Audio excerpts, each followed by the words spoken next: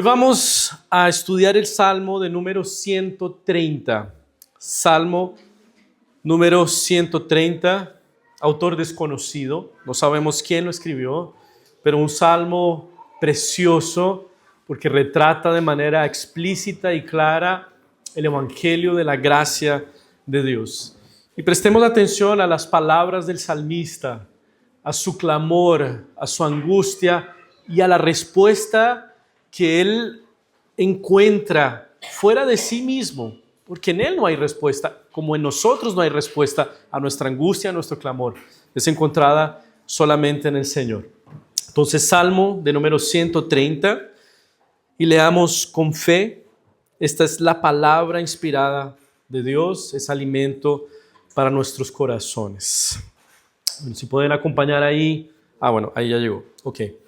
Dice así: a ti clamo, Señor, desde el fondo de mi angustia. Escucha, Señor, mi voz. Que no se cierren tus oídos al clamor de mi súplica. Señor, si te fijaras en nuestros pecados, ¿quién podría sostenerse en tu presencia? Pero en ti hallamos perdón para que seas reverenciado. Señor, toda mi vida he esperado en ti y he confiado en tus promesas. Yo te espero, Señor, con toda el alma, como esperan los centinelas la mañana, como esperan los vigilantes el nuevo día. Israel, confía en el Señor, porque el Señor es misericordioso, en Él hay abundante redención, el Señor salvará a Israel de todos sus pecados. Vamos a orar una vez más pidiendo que el Señor nos ayude a entender este texto. Padre Santo, gracias porque en esta mañana tú nos expones delante de tu propia palabra, Señor, y queremos ser edificados por ella. Queremos también ser levantados por ella de esos fondos de angustia en los que podamos estar por causa de nuestro propio pecado, Señor. Ayúdanos, Señor, a salir fortalecidos y animados en esta mañana por tu palabra que es poderosa y es eficaz. Oramos así agradecidos en el nombre de Jesús y para tu gloria. Amén. Bueno, tal vez aquí algunos no saben que este es uno de los salmos más queridos de todo el Salterio, o sea, de los salmos. Para que tengan una idea, este es de los salmos favoritos, aparece entre los salmos favoritos de hombres que han tenido su importancia en la historia de la iglesia. Por ejemplo, Agustín de Hipona, allá, teólogo del siglo III, Martín Lutero, Juan Calvino, hombres que si no te suenan, son muy importantes para la tradición reformada, justamente porque ellos han predicado y han levantado la bandera del evangelio de manera gritante en momentos bien críticos de la historia. Ellos contestaron toda idea que enseñaba que la salvación es la conquista del esfuerzo propio. Todo lo contrario a lo que ellos enseñaron. La salvación es un regalo seguro y merecido de la gracia de Dios. Bueno, no es por acaso que este salmo es de los favoritos de esos hombres, porque en este salmo podemos observar esa gracia de manera muy clara y evidente. Y lo curioso es que no estamos delante de un texto del Nuevo Testamento, donde esa revelación de la gracia y de lo que Dios hizo por nosotros para salvarnos está muy claro. Cristo está plenamente retratado en el Nuevo Testamento. Y ahí sabemos cómo fue que Dios nos trató con gracia y misericordia. Este es un texto del Antiguo Testamento, donde tal vez algunos pensarían Dios salvaba a su pueblo por esfuerzo propio, por cumplir la ley, por portarse bien. Pero aquí hay una constatación del salmista que es asustadora. Señor, si tú ejecutaras justicia, si tú consideraras los pecados, nadie sobreviviría. Esa es la constatación. Y este es un texto del Antiguo Testamento que también nos muestra que en el Señor hay perdón. Aquí se retrata la confianza de un hombre en la gracia maravillosa de Dios, en la misericordia abundante y generosa de Dios. Aquí en este salmo está registrado cuál es el tratamiento que Dios siempre, tanto en el Antiguo Testamento como en el Nuevo Testamento, ha utilizado para con el pecador, para tratar su pecado. Aquí está el tratamiento definitivo que Dios usa con hombres y mujeres pecadores, pecadoras que se acercan a Él y claman por Él. Bueno, nuestro salmo en cuestión, Salmo 130, es de los llamados salmos de peregrinación. Ahí en el Salterio son 15 salmos que eran cantados por los peregrinos que viajaban desde diferentes lugares del mundo para llegar a Jerusalén y rendir culto a Dios. También se les llaman salmos de ascensión porque van alimentando la expectativa del peregrino que salió de ese lugar distante y va a llegar al templo de Dios para encontrarse con Él. Y esto va animando su corazón. Salmos de peregrinación o de ascensión. Y a su vez este es un salmo también que se llama salmos penitenciales porque retratan el quebrantamiento y el arrepentimiento de ese peregrino delante de Dios. Él derrama su corazón allí. ¿Por qué? Porque anhela profundamente el perdón divino, la restauración. Eso es todo lo que le importa. Entonces, tenemos este salmo precioso que encarna ese anhelo, ese deseo, esa expectativa del peregrino por encontrarse con su Señor y al mismo tiempo el dolor que él está sufriendo por causa del pecado que lo embarga y que lo ha metido en el fondo de su angustia. Entonces, lo primero que tenemos que revisar aquí es ese clamor que el salmista está expresando y está manifestando delante de Dios. Versículos 1 y 2. A ti clamo, Señor, desde el fondo de mi angustia. Escucha, Señor, mi voz, que no se cierren tus oídos al clamor de mi súplica. Entonces, lo primero que podemos observar aquí es que el salmista está en una situación de profunda angustia, profunda desesperación. La idea aquí es de un naufragio catastrófico.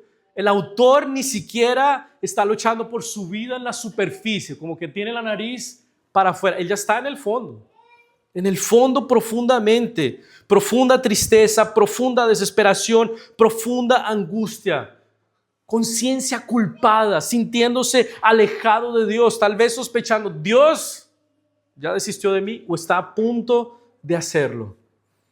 Profunda desesperación. Pero fíjense lo que el salmista hace en esta situación.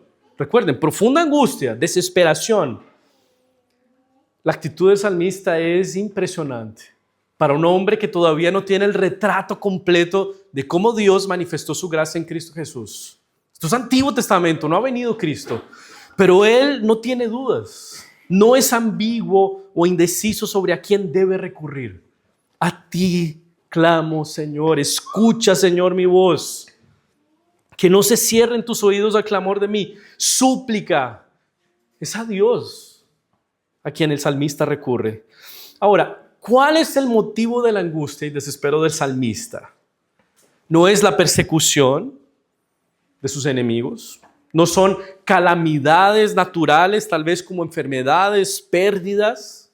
No son circunstancias adversas que han sofocado su corazón, como sí aparece en otros salmos. Hay otros salmos en los que la angustia y la tristeza del salmista es ocasionada por factores muy concretos, muy puntuales: persecución, muerte, pérdidas. Pero aquí la razón es contraintuitiva, o no pensaríamos que es una razón suficiente para meter a una persona en angustia, pero es una razón suficiente para meter a un creyente, a un cristiano, a un hijo de Dios en profunda angustia, y es el pecado. Es el pecado. ¿Por qué sabemos eso? Porque el versículo 3 va a decir hacia dónde está llevando la conversación el salmista. Señor, si tú te fijaras en mis pecados, ¿quién podría sostenerse en tu presencia? Es el pecado el que ha colocado al salmista en profunda angustia, mucho más que cualquier otra situación. ¿Por qué?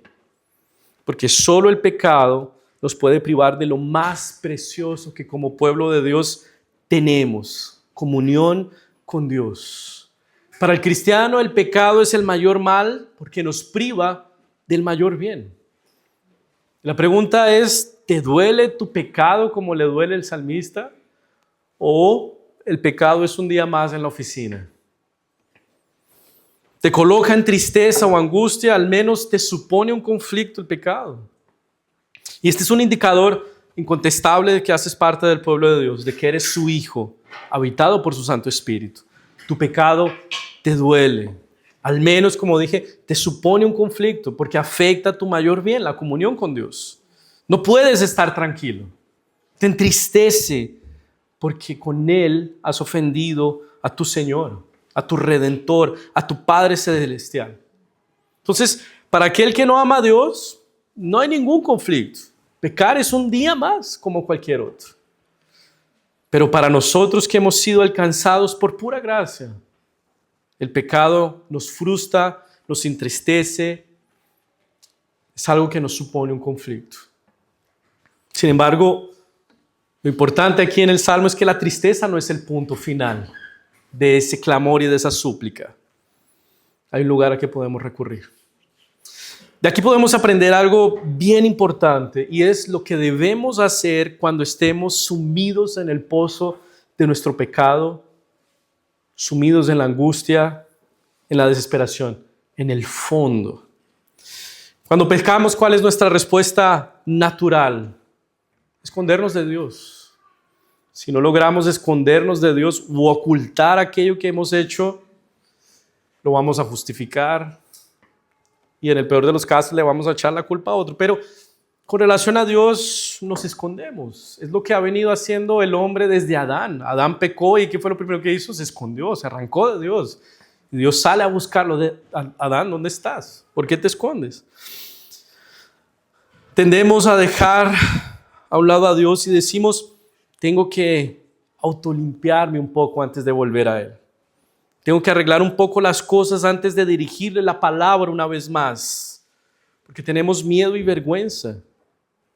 Pero aquí vemos al salmista desde el fondo de su angustia, desesperación, tristeza, clamando y buscando en el único lugar donde puede encontrar remedio para su dolor y su pecado. El salmista no permitió que las profundidades de su angustia le impidieran ir a Dios. ¿Por qué? Porque él sabía, no hay otro lugar. No hay otro recurso al que yo pueda ir, al que yo deba ir. Es ahí, en medio de mi pecado, en medio de la vergüenza, en medio de la inmundicia en la que podamos estar. Es ahí que tenemos que ir a Dios, no después. Muchos inclusive, tomando una figura más concreta, algunos de manera insensata prefieren ir al médico cuando se sientan un poco mejor. No, yo voy al médico cuando me siento un poquito mejor. No, es ahí, en el momento, cuando tienes que ir tanto al médico como al Señor. Es así, de la forma en la que estés. No hay otro lugar. Él es el único que nos puede limpiar y Él tendrá placer en limpiarnos. Mis hermanos, esta es una situación, o este salmo más bien, refleja una situación común a los cristianos, que se nos puede dar con facilidad. Podemos encontrarnos angustiados y entristecidos en las profundidades de nuestros pecados. Eso nos puede suceder a nosotros. Frustrados por no ser y hacer todo lo que queremos ser y hacer. En esos momentos en los que tú dices, no tengo remedio, otra vez fallé, ¿por qué lo hice? Esto se nos da con facilidad como hijos de Dios. Es posible una realidad como esta a nosotros y en esa situación a ti clamo, Señor. A ti clamo, Señor. No cierres tus oídos a mi súplica. Al salmista solo le queda suplicar delante de Dios. Es una súplica dependiente, no reivindicativa. Él sabe que no puede reclamar nada. Él no está en posición de merecer alguna cosa. No dice, tú tienes que perdonarme, Señor, o elimina las consecuencias de mi pecado. Él no hace ni siquiera una petición explícita por perdón. Él solo dice, escucha mi voz, considera mi causa, que no se cierren tus oídos al clamor de mi súplica. Él desea al propio Dios. Él quiere acercarse de alguna manera y lo hace en dependencia. Y lo hace con una profunda certeza y confianza de que al otro lado de esa súplica hay algo precioso. Y aquí entonces el salmista nos va a decir qué es lo que Dios hace con nuestro pecado. porque es el pecado el que ha arrojado al salmista en este fondo. Versículos 3 y 4. Señor, si te fijaras en nuestros pecados, ¿quién podría sostenerse en tu presencia? Pero en ti hallamos perdón para que seas reverenciado. Estos versículos apuntan al tratamiento definitivo que Dios usa con los pecadores que claman y se acercan a Él. Y en primer lugar, el autor hace una constatación que necesitamos considerar muy seriamente, muy seriamente. El pecado es una realidad para nosotros. Para todos aquí no hay nadie que escape del pecado. Y el pecado no es apenas un desliz, una pequeña falla en el carácter, una metida de pata, una cosa que hacemos ahí como un accidente. El pecado es una profunda ofensa al Dios que es santo y es una deuda impagable delante de Él. No tenemos condiciones de saldarla. Dios, como juez santo, perfecto, recto, necesita castigar el pecado. Y Él no es un juez incompetente, no es un juez injusto. Él, porque es santo y bueno, necesariamente necesita castigar el pecado. Él no lo pasa por alto, no lo pasa por alto. Piensa en la siguiente situación. Un juez está condenando a un ofensor que te hirió profundamente, y tú quieres que ese juez haga justicia. ¿Qué dirías de ese juez si se levanta bonachón, buena onda y dice, ¿sabes qué? Voy a ser misericordioso contigo, libre? ¿Qué dirías de ese juez? Está dejando suelto a aquel que te agravió y te ofendió profundamente. Es un juez incompetente, es un juez injusto. No hay nada de bueno en ese juez. Bueno, Dios no es un juez incompetente, no es un juez injusto, es un juez bueno. Y como legislador supremo del universo, Él necesita castigar todo pecado y toda ofensa cometida en su universo. Todo pecado que tú estás cometiendo, sea en contra tuya, en contra de tu familia, en contra de otra persona, es una ofensa en última instancia contra el Dios supremo del universo, que es legislador sobre todo y sobre todos. Ahora, el salmista se mete dentro de ese grupo. Señor, yo hago parte de ese grupo que ha pecado. Todos han pecado. Y si tú consideras los pecados de todo el mundo, si tú ejecutas justicia, si tú vas a castigar los pecados, oye, nadie sobreviviría. Nadie sobraría para contar la historia. Nadie en absoluto. Esa es una realidad, seas creyente o no.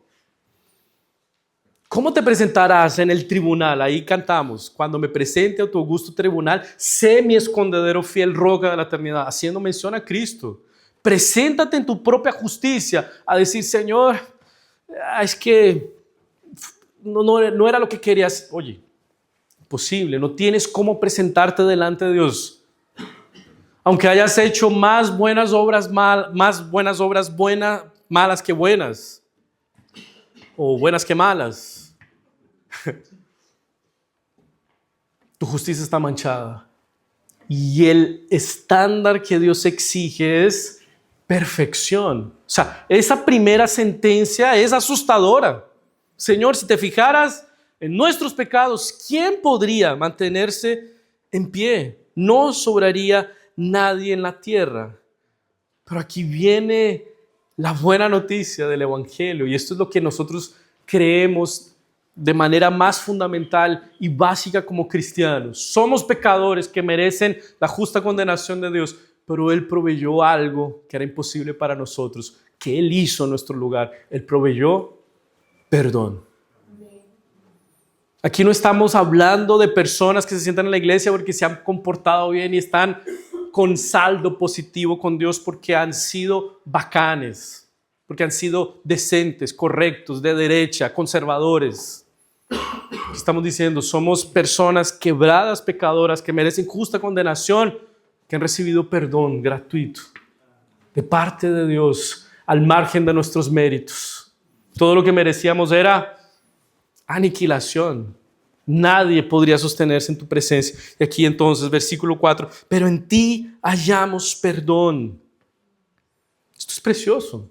Pero en ti, en Dios, no es pero yo voy a hacer pero yo voy a cambiar, pero yo voy a ser más decente. No, pero en ti hallamos perdón para que seas reverenciados. Entonces, al mismo tiempo que Dios es juez justo y santo, Él es misericordioso y lleno de gracia. Al mismo tiempo que Él puede ejecutar juicio y condenación, Él también puede tratar con gracia y misericordia. Y ese es el tratamiento final, definitivo, por el que el Señor opta para con los suyos. Y el salmista está convencido de eso, está en el fondo de la angustia. Ha pecado, pero él sabe que hay perdón en el Señor. ¿Dónde está el perdón? No está con los hombres, no está en algún pastor, no está en la Virgen, no está en el Papa, no está en algún sacerdote, no está en algún tipo de rito que puedas realizar. No está en que vengas aquí a la iglesia. No está en que hagas una contribución. El perdón está en Dios. No es una conquista tuya. Es un regalo de la gracia divina. El perdón no está garantizado por la intensidad de tu tristeza. Porque te estás sintiendo pésimo. La embarré. Metí las patas, pero hasta del fondo. El perdón no es asegurado por eso. Es seguro por la naturaleza misericordiosa y graciosa de Dios. El salmista dice, en ti hallamos perdón. Solo Dios puede perdonar porque Él en última instancia es el ofendido. Aunque ese pecado haya sido contra otra persona, contra ti mismo, contra alguien más, en última instancia, ¿a quién estás ofendiendo? A Dios. Salmo 51, David, cuando es denunciado en su pecado de adulterio y homicidio, él dice, Señor, contra ti solo he pecado.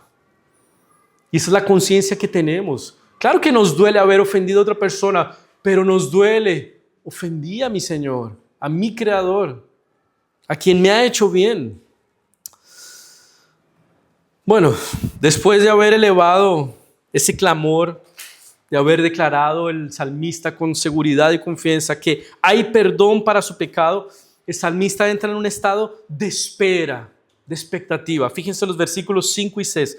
Señor, toda mi vida he esperado en ti y he confiado en tus promesas. Yo te espero, Señor, con toda el alma, como esperan los centinelas la mañana, como esperan los vigilantes el nuevo día. Esta espera puede tratarse de la propia respuesta del perdón de Dios, pero Él está convencido, en ti hallamos perdón. Y yo creo que es más bien la ardiente expectativa por una comunión más profunda con Él, que ahora está posibilitada por el perdón. El camino se abrió, estábamos distantes, éramos como dos desconocidos. El Señor me perdonó y ahora se abre un vivo y nuevo camino y yo estoy expectante para tener una comunión profunda con Él. Fíjense, el salmista no anhela por una mejoría en sus circunstancias, por una mejor salud, una prosperidad material, la eliminación de las consecuencias de su pecado. Él anhela por el propio Dios con toda su alma, con todo su corazón, y lo hace confiado en sus promesas. Fíjense, nuevamente versículo 5, Señor, toda mi vida he esperado en ti y he confiado en tus promesas. Eso es muy importante. ¿Por qué el salmista sabe que en Dios hay perdón? ¿Cómo él se atreve a dirigirle la palabra desde la inmundicia de su pecado? Porque el salmista conoce las promesas. Promesas desde el principio que han dicho, yo soy Dios misericordioso, temible, que tengo placer en perdonar, que oigo la voz de aquel que me busca, que concedo perdón a mi pueblo. Esto es Éxodo. Palabra de Dios. El salmista sabía que no se acerca a Dios por perdones porque desconoce las promesas de Dios. Entonces el salmista quiere exprimir lo que antes tenía obstaculizado por causa del pecado y ahora es posible por causa del perdón. Es así, con ese corazón, que un perdonado anhela por Dios, con toda el alma, con todo el corazón. Fíjense, para el Perdonado no hay una sensación de vía libre para el pecado, una suerte de carta de libertad para seguir pecando. Me perdonaron, listo, démosle, vamos.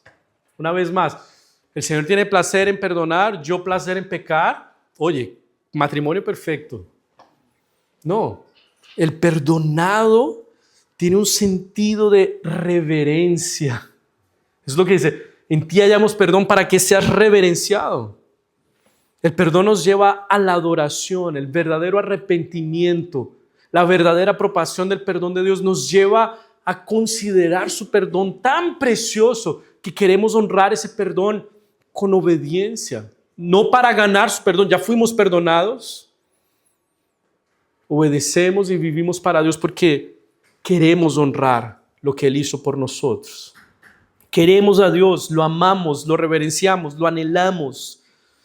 Y aquí el salmista describe esa expectativa de querer más al Señor como la de los centinelas aguardando por la mañana, como los vigilantes del nuevo día. Y aquí desde guardianes a los que se les ha confiado una instalación y pasan toda la noche despiertos, vigilando, cuidando, porque en la noche surgen peligros. ¿Y qué es lo que más desean esos centinelas y vigilantes en esa situación de vigilancia en medio de la profunda y oscura noche?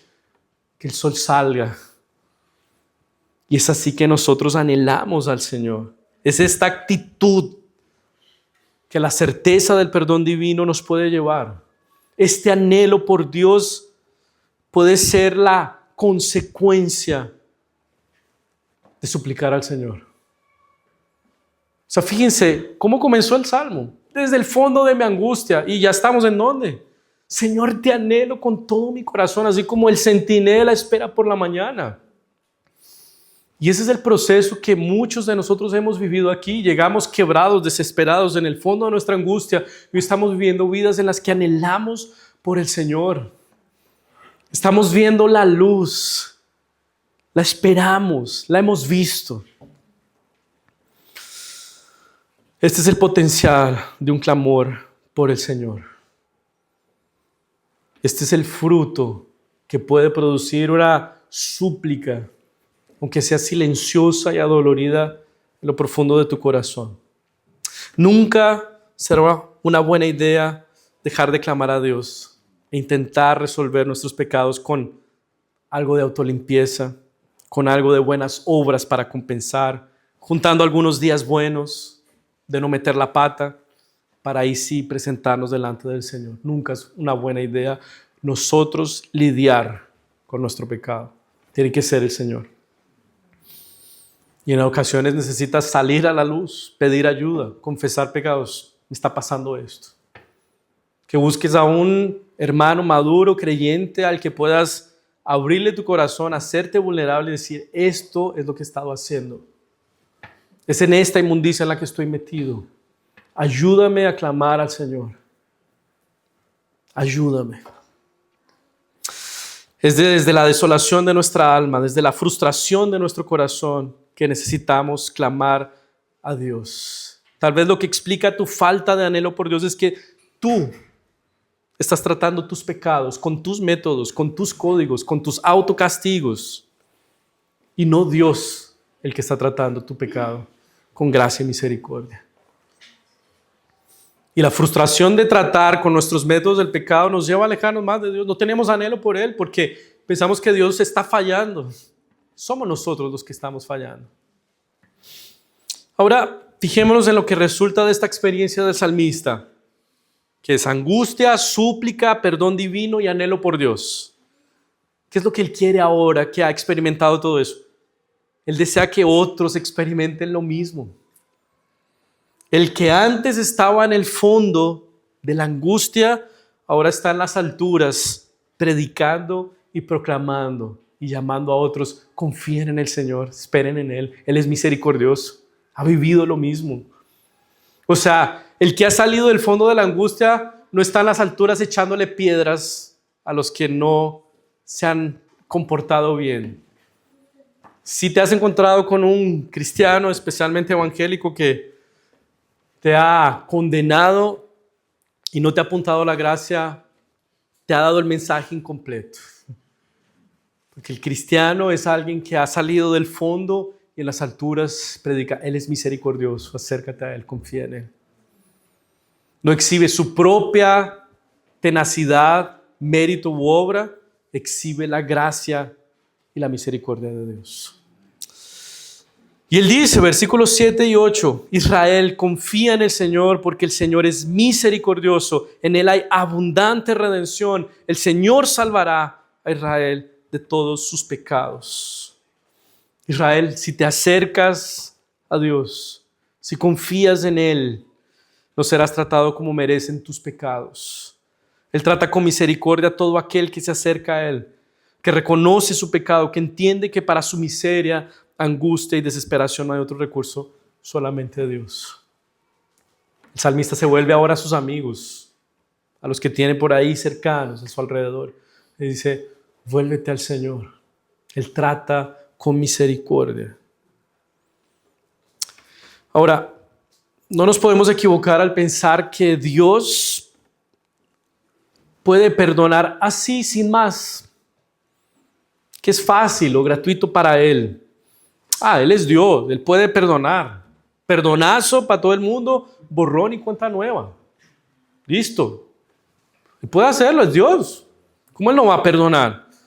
Pero lo mismo, piensa en ti mismo, alguien que te haya herido o te haya provocado un mal terrible, un pedido de perdón no bastaría. Tú quieres retribución. Estaba pensando que choqué un auto ahora estacionándome de leve, así muy suavecito, pero el tipo estaba saliendo ahí. Y yo estaba pensando en esto. Si Él me perdona, Él tiene que arcar con los costos del daño. Si Él no me perdona, yo tengo que hacerlo. Pero alguien tiene que arcar con los costos de la ofensa. El pedido de perdón no desaparece sin más las consecuencias. Entonces, si Dios perdona, Él tiene que asumir un costo en esa ofensa, ¿verdad?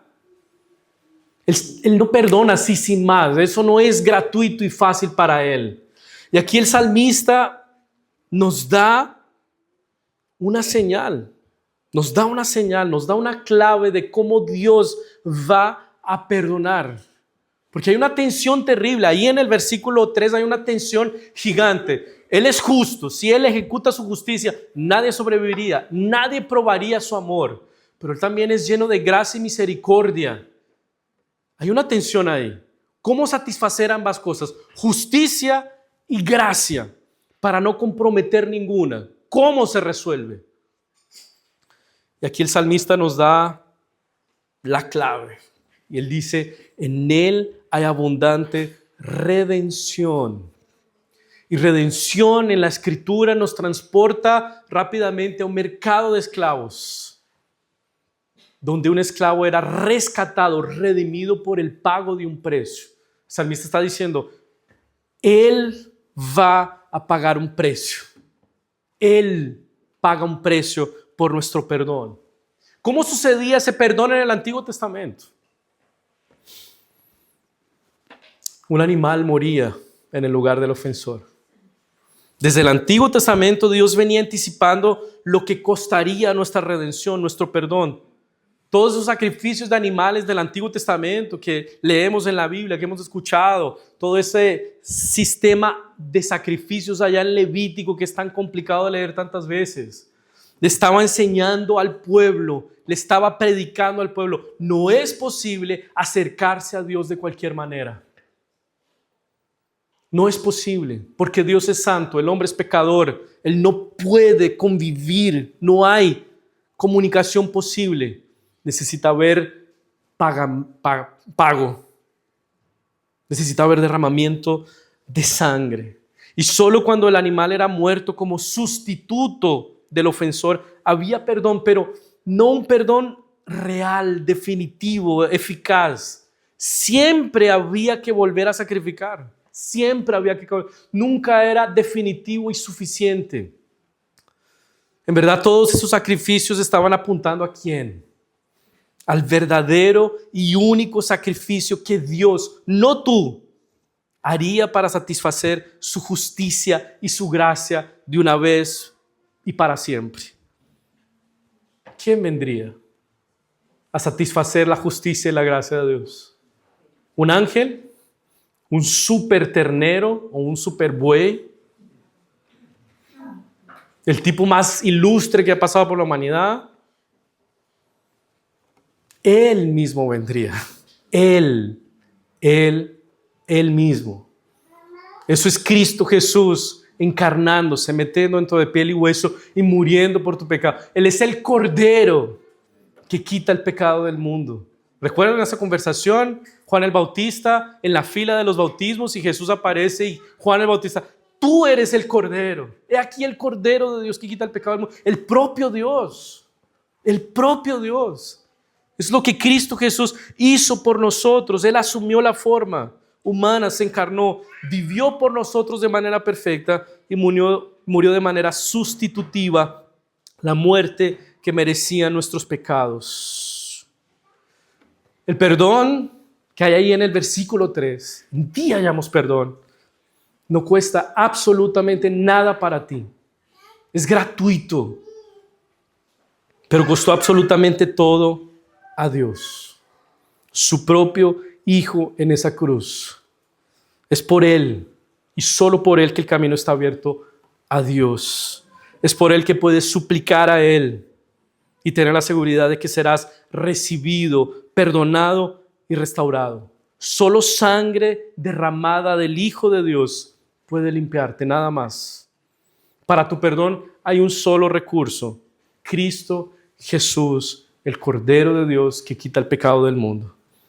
Es en Él en que se satisface tanto la justicia de Dios, donde todo pecado debe ser pecado, como su gracia y misericordia prometidas desde el principio. Yo quiero amarlos.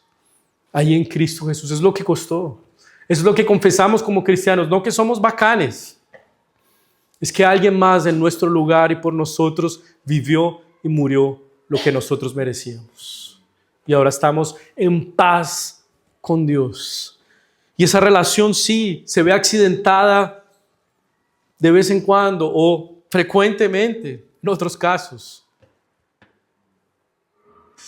Cristo, del sacrificio eficaz y definitivo, sigue brotando y sigue fluyendo perdón. No permitas que el pecado te aparte del único que te puede limpiar. Eres de Cristo, pecaste, el camino está abierto a ti. Te sientes terrible, el camino está abierto a ti por causa de lo que Cristo hizo. Es seguro. Ve con esa confianza y con esa certeza. En ti hallamos perdón, Señor. En ti hallamos perdón. Vamos a orar para finalizar. Padre Santo, gracias Dios por Cristo, el Cordero, tu Cordero, tu propio Hijo, Dios encarnado, que por su muerte quita el pecado del mundo. Gracias, Señor, porque para los que creen en ese sacrificio, para los que confían en que eso fue hecho por ellos y a su favor, Señor, hay una posibilidad preciosa: salir del fondo de la angustia por causa del pecado a las alturas donde anhelamos y esperamos por ti, Señor. Donde llamamos a otros a que se sumen a la experiencia de tener los pecados perdonados, de disfrutar la misericordia de Dios. Ayúdanos, Señor, a fascinarnos, encantarnos y asombrarnos constantemente con el perdón tuyo. Que no lo demos por sentado, que no lo subestimemos, que no lo hagamos a un lado, que no nos familiaricemos demasiado con Él al punto de pensar que es un derecho, que es algo que merecemos. Señor, si tú consideraras los pecados, nadie permanecería en pie. Esa es la verdad para nosotros. Pero en ti hay perdón para que seas reverenciado.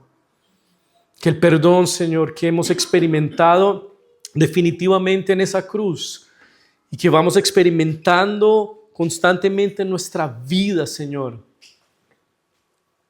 nos lleve a adorarte y a reverenciarte, Señor, a vivir para ti. Es lo que nosotros pedimos. Es lo que nosotros rogamos, Señor. Oramos así agradecidos en el nombre de Jesús y para tu gloria. Amén.